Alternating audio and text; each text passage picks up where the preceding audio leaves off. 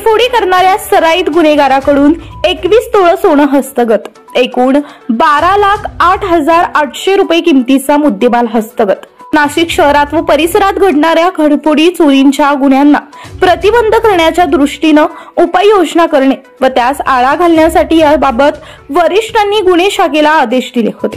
त्याच अनुषंगाने दिनांक 31 जुलै 2024 रोजी गुन्हे शाखा युनिट क्रमांक 2 कडील पोलीस हवालदार प्रकाश भालेराव व शंकर काळे यांना गोपनीय माहिती मिळाली की रेकॉर्डवरील गुन्हेगार अजय वाघोला राहणार सिन्नर फाटा नाशिक यांनी नाशिक शहरात घरफोडी केलेल्या असून त्याकडे खूप सोने आहे। सदरचे सोने विकून तो पिकअप गाडी घेणार आहे। अशा मिळालेल्या माहितीनुसार वरिष्ठ पोलीस निरीक्षक विद्यासागर श्रीमंतवार यांना सदरची बातमी सांगितली असता त्यांनी खात्री करून कारवाई करण्याचे आदेश दिले।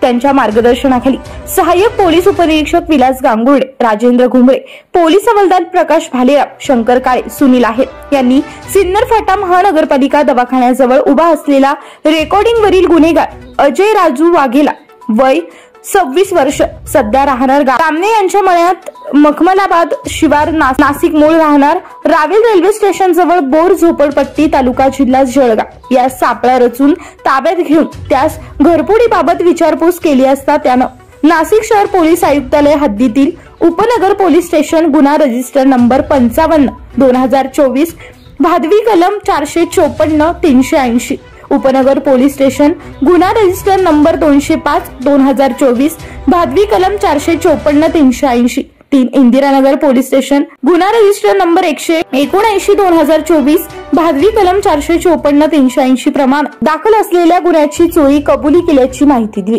त्यावरून नाशिक शहरातील 3 घरफोडींसारखे गंभीर गुन्हे उघडकीस आणून त्याच्याकडून 21 तोळे सोनं हस्तगत करून एकूण 12,08,800 रुपये किमतीचा मुद्देमाल हस्तगत करण्यात आला आहे। आरोपितास पुढील कारवाईसाठी उपनगर पोलीस स्टेशन येथे देण्यात आला आहे। वृत्त संकलन विभाग, महाराष्ट्र 24 न्यूज, नाशिक।